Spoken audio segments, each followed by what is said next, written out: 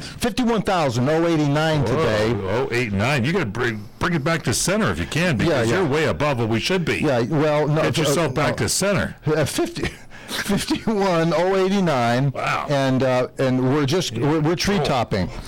And tough, man. And we're gliding in, and if we have to come down and get closer to the subject matter, we'll do that. Okay. And I can trust my good friend here, Michael Horn, who is also strapped in, and you look less bloated than you did the last time. I'm working on that. See, it's the new year, and I made some resolutions. Yeah, well, God bless you, because Thank you. I'm trying to lose the bloat. Yeah, you getting rid of that Albert Finney, Nick Nolte look.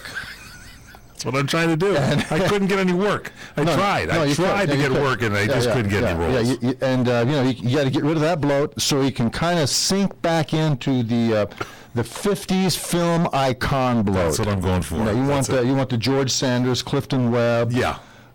Spencer Tracy, and of course we all know John Huston. Yes, that bloat was beautiful. That's a good bloat. That's a beautiful bloat. It's a beautiful.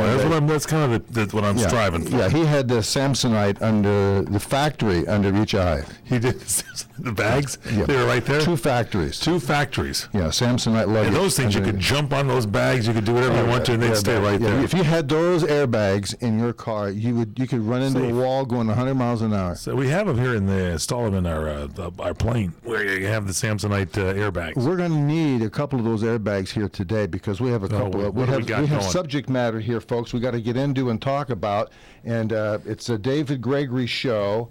That guy who for some reason, to Meet the Press, they hired this guy. He's going crazy, man. This guy's going nuts on Meet the Press. Yeah, of course. Well, that's because he knows, and everybody knows, the talk at the water cooler is at the liberal water cooler is that the Republican Party's on the run. They're confused and dazed and delusioned. And when you listen to Colin Powell's pathetic, disgraceful interview with this guy, which we're going to listen to, you'll see the sound bites, and you'll hear the sound bites, and you'll see what I've been talking about for the last year and a half that we've been doing this show. So Colin Powell was on with David Gregory. Indeed, he was. Yes, indeed he was.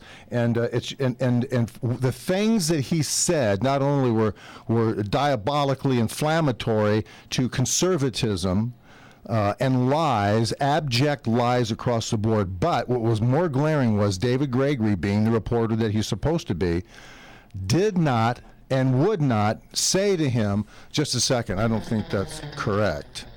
I want to talk to you about that." He just let him roll along, and then of course we have the Time magazine's article here that we're going to take a peek at on Chris Christie, the boss. That's the cover story with Chris Christie on the cover. Yeah, and you'll see this, and this is what I'm talking about. This is one of the reasons why that we're going to have we're in the process of getting Dan Shapiro on our show, who wrote Bullies. Ben Shapiro. Forgive me. Yeah, he wrote Bullies. And we're going to get him on. We're going to contrast all this stuff at some point in time. We are going to do that? We're working on it. But don't go away, folks. We'll be right back. 51,089. That is the altimeter reading. We are here on the PM show, weekend edition. That's the one and only Mr. Fred Dreyer. Email him, incoming at crni.net.